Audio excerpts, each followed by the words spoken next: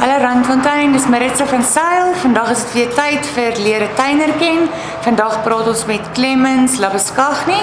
Clemens, vertel my so 'n bietjie meer oor jouself. Ek is Clemens Labuschagne. Ek bly in Randfontein vandat ek 4 of 5 is. Ek was 4